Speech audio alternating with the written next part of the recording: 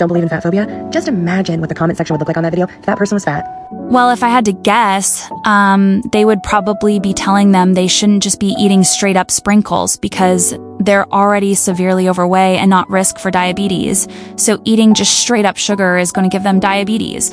Also, that woman, her physical body is showing that she doesn't eat like that frequently because she is thinner. Should she be eating just straight sugar? No, because people can get diabetes, but she has a lower risk of getting it unless it runs in her family already. Obesity is extremely dangerous. It can give you cancer, it can give you diabetes, it hurts your joints, and it's just all around unpleasant. Like, I don't get the point of this. Yeah, she's not fat, so people aren't really judging her because it's clear that she doesn't eat sprinkles every single day. Do fat people eat sprinkles every single day? No. But there's a high likelihood that they eat junk food every single day, so it's really not that far off. This is what fat phobia actually is. You need to replace that with a salad and go to the gym and stop eating. You don't need to eat. That is not fat phobia. Fat phobia is calling someone cruel, mean things just because they're fat, not just getting them advice and telling them that they shouldn't eat as much because it is unhealthy to be obese. Like, that's just advice. Yeah, it's not nice because it's unprompted, whatever. But if we want to compare fat phobia to racism, like a lot of people do in fat acceptance, you can't provide examples of people just offering general health advice. Racism is way worse than that. What people are coming up to you and saying slurs to you, people call you obese, that's not a slur, it's a medical term.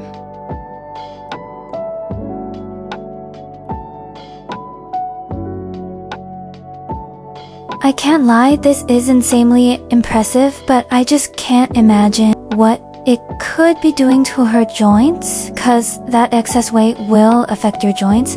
I hope that she isn't hurting herself, and it seems like she knows what she's doing. But if you are morbidly obese, please know that you cannot just get up and start doing stuff like this. It takes time, and you need to be careful about your joints because you do have excess body weight and should start out with lower endurance activities like walking or doing those standing circle ball spinning things, I don't know what they're called. Or going swimming is also really good, but she is insanely impressive. But please be careful. Don't believe everything you see on the internet.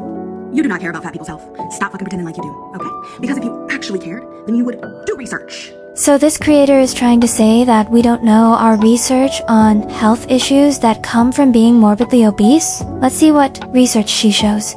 You would learn about fat phobia, learn about colonization, learn about the history of why fatness is demonized in our culture. So what fat history are we talking about? Because there was not a lot of fat people in old times, like even in the 1900s. This is a recent epidemic of fatness. Look, have you never seen the statue of fertility? Have you never seen works of art throughout history? Hey, for one, I have never seen a morbidly obese statue made, and they're all usually just slightly overweight. But are we also going to take that ancient hierarchical of Hicks of people with bird heads to mean that people with bird heads actually existed and that they actually were awesome? Just because they made a fat sculpture doesn't mean that that is healthy. Me and my fat ass are gonna be over here looking hot as fuck. Okay, well, that's just your opinion. I personally don't think so. And I'm healthier than you. I can tell by looking at you that you are not healthier than me. That's what really bugs me, y'all. You don't know how healthy I am by looking at me. Period. End of story. Be gone. I hate to break it to you, but I can tell that you are severely unhappy just by looking at you. Nobody's face should be a circle, and you are probably obese, if not morbidly obese, and it would really be better for you to lose some weight. Now this is a bikini body.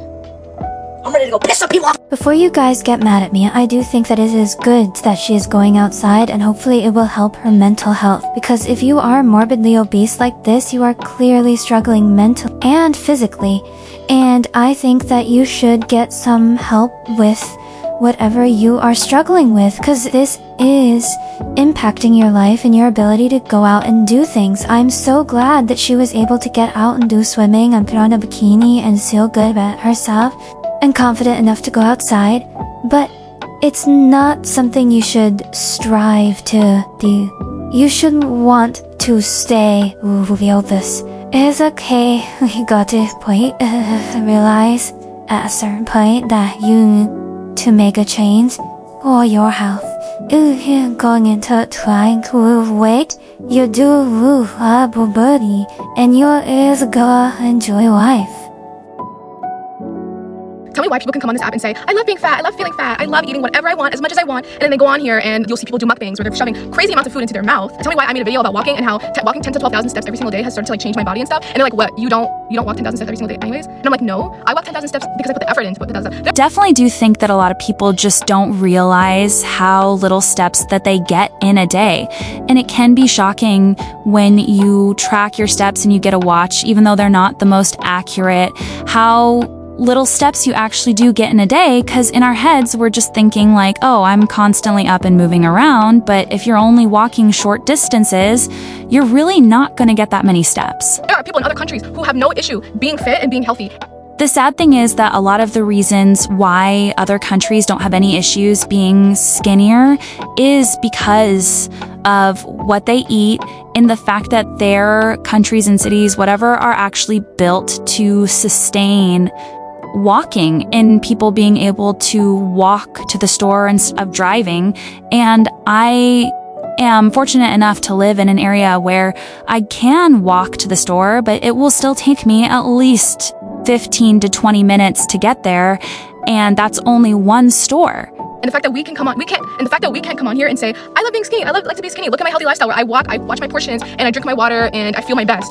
That all of a sudden is like so crazy, like such a crazy concept. That is all of a sudden like very much disordered. No, it's not. What's disordered is us eating huge plates of food in front of a camera, making slurping noises, and people exploiting their children online. That's what's crazy.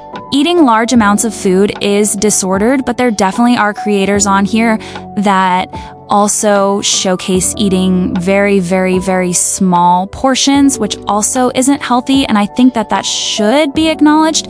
But just coming on here and saying that you enjoy being skinny and that walking has helped improve your life and that it's good to get your steps in, that is good information. And you are eating your appropriate amount of calories and you are doing any amount of physical activity and making sure you get your steps in, you will see those health benefits. And if you are doing mukbangs constantly and eating large portions of food, you are inherently being unhealthy, not necessarily disordered for everybody, but it can be a sign that it is disordered. And I think that while we can talk about it can be disordered, and I have mentioned that before, is obvious when you are morbidly obese, as no poor person is going to just eat themselves to 500 pounds unless there is something else going on and you are coping in some way with food. No matter what that may be, you don't realize that it can be an escape for some people. And the controlling aspect of under eating is the same thing. It can be a way to control your life, and it is also disordered. So both people do need help.